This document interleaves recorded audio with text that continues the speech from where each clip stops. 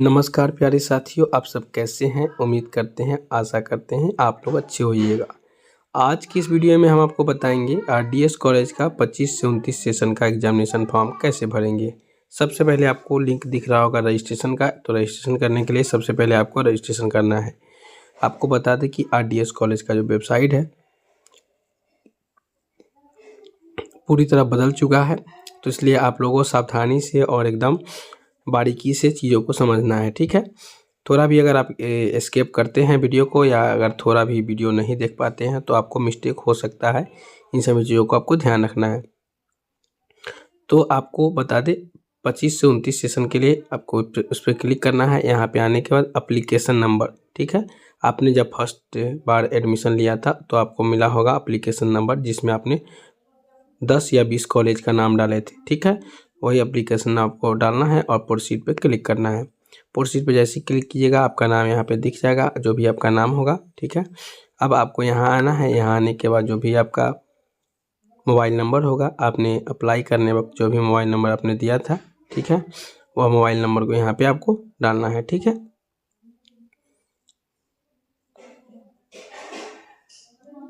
अब आपको यहाँ पे मोबाइल नंबर डालना है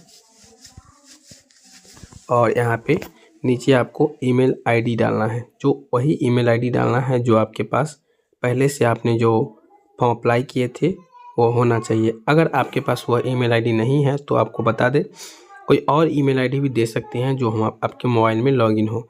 यानी कि अगर आप पासवर्ड भूल जाते हैं तो आपको फिर लॉगिन यहाँ पे कर सकते हैं, ठीक है। यहाँ पे आ गए हैं और यहाँ पे हम ईमेल आईडी को डाल देते हैं। कोई दूसरा भी डाल सकते हैं या आपने एडमिशन वक्त जो भी डाले थे वो डाल सकते हैं, ठीक है। कोई दिक्कत नहीं होने वाला है, ठीक है। आपको mobile number, email ID, date of birth और पासपोर्ट जो भी क्रिएट कीजिएगा आपको सावधानी से डालना है। थोड़ा भी मिस्टेक नहीं करना है। अगर आप थोड़ा भी मिस्टेक करते हैं तो फिर आपको दिक्कत हो सकता है। नीचे आपको अब डेट ऑफ बर्थ डालना है। वही डेट ऑफ बर्थ डालना है जो डेट ऑफ बर्थ आपका स्वयं का हो, ठीक है, और आपकी मार्कशीट में हो, ठीक है।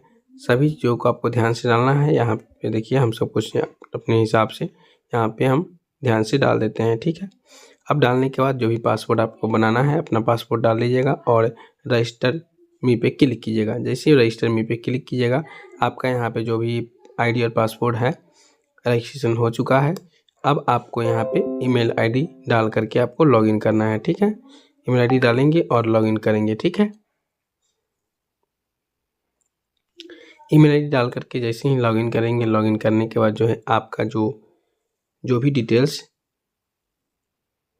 होगा, यानी कि ईमेल आईडी जो भी होगा और आपने जो पासपोर्ट बनाए थे वह पासपोर्ट डाल करके फिर आपको लॉगिन करना है, ठीक है। लॉगिन जैसे ही करेंगे, लॉगिन करने के बाद यहाँ पे आपको आना है, सिंगिन में पे क्लिक करना है। अब देखिए आपका जो है आईडी यहाँ पे लॉगिन हो चुका है। अब आपको यहाँ पे बेसिक डिटेल्स जो भी आपका होगा आपको डालना है, ठीक है। सबसे पहले तो आपको ऊपर में अपार आईडी कार्ड दिख रहा होगा, तो अपार आईडी कार्ड अपने हिसाब से आप डाल लीजिएगा। अपार आईडी कार्ड डालना मैंडेटरी है। अगर आप अपार आईडी कार्ड नहीं डालते हैं तो फिर आपको दिक्कत हो सकता है। उसके नीचे आपको फादर्स नेम डालना है। फादर्स नेम वही टाइप करना है जो आपका एडमिशन वक्त आपने डाला था, ठीक है, क्योंकि अगर थोड़ा भी मिस्टेक होता है तो फिर आपको दिक्कत हो सकता है, ठीक है। अब हम पासपोर्ट डाल देंगे और पासपोर्ट डालने के बाद जो है अब हमें क्या करना है, देखिए हम यहाँ पे फादर्स नेम डाल देते हैं। फादर्स नेम डालने के बाद जो है अब आपको यहाँ पे मदर्स नेम डालना है। जो भी आपका माता जी का नाम होगा अपने हिसाब से आप माता जी का नाम यहाँ पे डाल दीजिएगा, ठीक है। अब माता जी का नाम डालने के बाद जो है अब नीचे आपको आना है और नीचे आने के बाद आपको सब कुछ यहाँ पे अपना मोबाइल नंबर आपको डालना है, ठीक है। आपका अपना मोबाइल नंबर यहाँ पे डालना है। सावधानी से सभी चीज़ों को आपको देखना है, ठीक है। मिस्टेक नहीं कीजिएगा थोड़ा भी, नहीं तो आपको दिक्कत हो सकता है। तो इस बातों को आपको ध्यान रखना है, ठीक है। अब नीचे देख सकते हैं आप यहाँ पे मोबाइल नंबर आपसे मांगा जा रहा है, तो मोबाइल नंबर जो भी आपके पास होगा अवेलेबल वह मोबाइल नंबर डाल दीजिएगा। यह नंबर आपको 4 साल आपको ज़रूरत पड़ सकता है क्योंकि आपका सेशन 25 से 29 है, ठीक है। तो ग्रेजुएशन 4 सालों का होता है ऑल ओवर इंडिया में। यहाँ पे एनुअल इनकम जो भी आपका होगा अपना डाल दीजिएगा, मेल या फीमेल है, जो भी कैटेगरी आपका है कैटेगरी डाल दीजिएगा। आपका ब्लड ग्रुप आपका ब्लड ग्रुप क्या है, अपना ब्लड ग्रुप अपने अकॉर्डिंग आप डाल दीजिएगा, ठीक है। अब यहाँ पे आपको आधार नंबर डालना है, जो भी आपके पास आधार नंबर होगा अपने अकॉर्डिंग अपना आधार नंबर को डाल दीजिएगा। आधार नंबर डालने के बाद जो है अब आपको सावधानी से यहाँ पे आपको अपना कास्ट के नेम डालना है, ठीक है। आपको ध्यान रहे सभी चीज़ों को आपको ध्यान से डालना है। आप हिंदू है तो हिंदू डालिएगा, सिख ईसाई जो भी धर्म से है अपना धर्म को आप डाल दीजिएगा, ठीक है। अब यहाँ पे अपना जो भी कास्ट होगा अपना कास्ट को डाल दीजिएगा और कास्ट डालने के बाद नीचे आइएगा। नीचे आने के बाद आई एग्री पे क्लिक कीजिएगा, यस पे क्लिक कीजिएगा। अब देखिए ऊपर में आपको हमने अपार आईडी कार्ड नंबर नहीं डाले हैं तो इसलिए हम अपार आईडी कार्ड नंबर को डाल देते हैं। और अपार आईडी कार्ड नंबर डालने के बाद जो है अब हमारे सामने यहाँ पे नीचे आई एग्री का एक ऑप्शन दिखेगा, आई एग्री करके हम आगे बढ़ेंगे, ठीक है। आपको ध्यान रहे जो भी डिटेल्स अपनी डालिएगा सावधानी से और बारीकी से। मिस्टेक अगर होता है तो फिर आपको दिक्कत हो सकता है, इस बातों को आपको ध्यान रखना है, ठीक है। तो जो भी डिटेल्स डालिएगा सावधानी से डालिएगा, बारीकी से डालिएगा, आई एग्री कीजिएगा और ओके पे क्लिक कीजिएगा। उसके बाद आपको सबमिट पे क्लिक करना है, ठीक है। ओके पे जैसे ही क्लिक कीजिएगा, क्लिक करने के बाद फिर आपको सबमिट पे क्लिक करना है। सबमिट पे जैसे ही क्लिक कीजिएगा अब आपको जो है यहाँ पे जो भी डिटेल्स आपका यहाँ पे आपने जो डाला है प्रॉपर यहाँ पे सही है या नहीं इसको देखना जरूरी है, ठीक है। अब चलिए हम जो भी डिटेल्स डाले हैं प्रॉपर डिटेल्स हमारा सही है या नहीं, ठीक है। इसके लिए हम सबमिट पे क्लिक करेंगे और देखिए सबमिट पे जैसे हम क्लिक करेंगे, सबमिट पे क्लिक करने के बाद जो है हमें यहाँ पे परमानेंट एड्रेस जो भी एड्रेस आपका होगा अपने हिसाब से आपको एड्रेस यहाँ पे आपको डालना है, ठीक है। तो विलेज जो भी होगा विलेज डाल दीजिएगा, पोस्ट जो भी होगा पोस्ट अपने हिसाब से आप डाल दीजिएगा, ठीक है। अब डालने के बाद जो है अब आपको यहाँ नीचे क्या करना है अपना पोस्ट ऑफिस और विलेज आपको सावधानी से डालना है, क्योंकि अगर थोड़ा भी आप मिस्टेक करते हैं अपना विलेज और पोस्ट डालने में तो फिर आपको दिक्कत हो सकता है, ठीक है। तो इन सभी चीज़ों को आपको ध्यान से डालना है। ध्यान से डालने के बाद आपको फिर यहाँ पे देखिए हमारे पास ऑलरेडी यहाँ पे आ चुका है, जो भी एड्रेस हमने डाला है यहाँ पे टाइप कर लिए हैं। अब यहाँ पे पोस्ट ऑफिस टाइप कर लेते हैं, यहाँ पे पुलिस स्टेशन जो भी है टाइप कर लेते हैं, एरिया पिन कोड जो भी होगा अपने हिसाब से टाइप कर लीजिएगा। एरिया पिन कोड टाइप करने के बाद अब आपको यहाँ पे सेम पे क्लिक कर देना है, क्योंकि आपका ऊपर जैसे सेम है ऊपर जो भी डिटेल्स आपने डाला है वो सब कुछ यहाँ पे सही है, ठीक है। अपने हिसाब से आप सेव पे क्लिक करेंगे। सेव पे जैसे ही क्लिक करेंगे, क्लिक करने के बाद जो है अब आपके सामने यहाँ पे एजुकेशनल क्वालिफिकेशन आपको मांगा जा रहा है, ठीक है। तो एजुकेशनल क्वालिफिकेशन में आपको क्या करना है उसे आप समझिए। सबसे पहले आपको इंटरमीडिएट का मार्क्सिट डालना है, यहाँ पे अपना बोर्ड का नाम, उसके बाद आपको यहाँ पे पासिंग ईयर, तो आपने इंटरमीडिएट कब पास किए हैं आपको उसका डिटेल्स डालना है, ठीक है। तो इंटरमीडिएट जब आपने पास किया है उसका डिटेल्स आपको डालना है। तो इसके लिए आपको यहाँ पे अपना पासिंग ईयर डालेंगे और कितना नंबर का एग्ज़ाम आपका हुआ है, कितना फुल मार्क्स हुआ है और आपने कितना ऑब्टेन किया है। यानी कि आपको फुल मार्क्स में अपना 500 डालना है, क्योंकि बिहार स्कूल एग्जामिनेशन बोर्ड में जो है 500 का एग्ज़ाम होता है, ठीक है। यहाँ पे जो भी आपका नंबर आया है, जितना भी नंबर आपने ऑब्टेन किया है, ठीक है, 500 में से एग्जाम्पल के तौर पे अगर 412 नंबर आया है तो 412 डालिएगा तो ऑटोमेटिक आपका परसेंटेज आ जाएगा, ठीक है। अब देखिए यहाँ पे ऑटोमेटिक परसेंटेज आ गया है। अब आपको नीचे आना है, यहाँ पे सब्जेक्ट अपना देख लेना है, जो भी सब्जेक्ट आपने दिया है, ठीक है। आपका सब्जेक्ट यहाँ पे आपको दिख गया है, जो भी सब्जेक्ट आपने दिया है आपका सब्जेक्ट यहाँ पर दिख गया है, ठीक है। अब सब्जेक्ट आपको यहाँ पे दिख गया है तो आपको कुछ नहीं करना है। अब आपको क्या करना है, आपको सेव पे क्लिक कर देना है, ठीक है। सेव पे जैसे ही क्लिक करेंगे, क्लिक करने के बाद जो है अब आपके सामने जो है आगे का डिटेल्स आपको यहाँ पे दिखेगा, ठीक है। अब आपको यहाँ पे अपना फोटो डालना है, सिग्नेचर डालना है और कास्ट सर्टिफिकेट अगर मैंडेटरी है, क्योंकि अगर आप कास्ट में आते हैं तो आप डाल सकते हैं, उसके एवज में अगर नहीं आते हैं तो नहीं डाल सकते हैं। आपको बता दें कि जनरल लोगों को कास्ट डालने का अलाउ नहीं है, ठीक है, लेकिन अगर मांगा जाएगा तो आप डाल सकते हैं, कोई दिक्कत नहीं होने वाला है, ठीक है। अब चलिए हम यहाँ पे जो भी डिटेल्स हमने बनाया है और जो भी डॉक्यूमेंट डालने का हमने एक फ़ाइल बनाया है, यहाँ पे डॉक्यूमेंट का फ़ाइल यहाँ पे देख लेते हैं और यहाँ पे हम देखते हैं जो हमारा हम एक फ़ाइल बना लेते हैं, ठीक है। जो भी कस्टमर है जिनके नाम से हम करना चाह रहे हैं आवेदन, उनके नाम से एक फ़ाइल बना देते हैं, RDS कॉलेज मुजफ्फरपुर, ठीक है। अब यहाँ पे हम आएंगे और आने के बाद यहाँ पे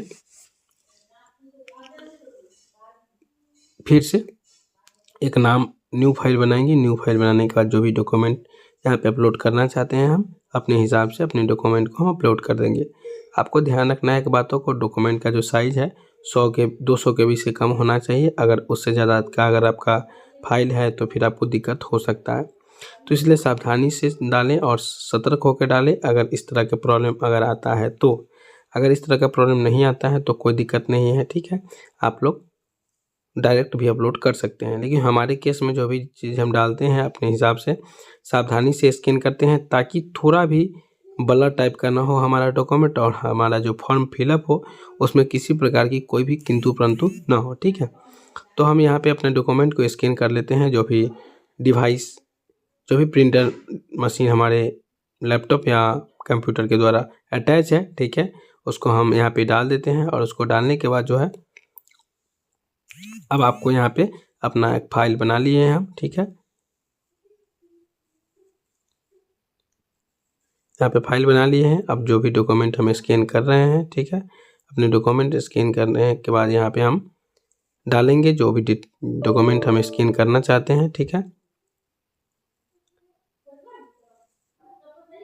अब देखिए यहाँ पे हम डॉक्यूमेंट स्कैन करने के लिए प्रिंटर को हम ऑन किए हैं और प्रिंटर को ऑन करने के बाद यहाँ पे स्कैन पे क्लिक करेंगे। देखिए जो भी डिटेल्स हम डाल रहे हैं स्कैन करने के लिए, यहाँ पे देखिए हमारा जो फाइल है स्कैन हो रहा है। हमें कुछ देर वेट करना है, क्योंकि हमारा जब भी डॉक्यूमेंट स्कैन हो जाएगा, स्कैन होने के बाद जो है अब हमें फिर से अपलोड करना है।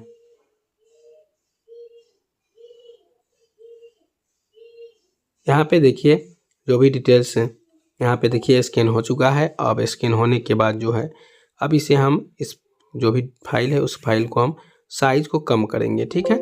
अपने हिसाब से हम फाइल साइज़ को कम करेंगे, ठीक है। साइज़ को कम करेंगे और यहाँ पे कट कर देंगे और हम फोटोशॉप में फिर आ जाएंगे, ठीक है। फोटोशॉप में आने के बाद यहाँ पे हम देखते हैं जो भी डिटेल्स हमारा फाइल है यहाँ पे अपलोड हो रहा है या नहीं, ठीक है। अब देखिए यहाँ पे हम फोटोशॉप में आ गए हैं और फोटोशॉप में आने के बाद यहाँ पे देखिए हमारा जो डॉक्यूमेंट है ये अपलोड हो रहा है या नहीं। यहाँ पे मार्कशीट हमें अपलोड करना है। सबसे पहले हम मार्कशीट अपलोड करते हैं।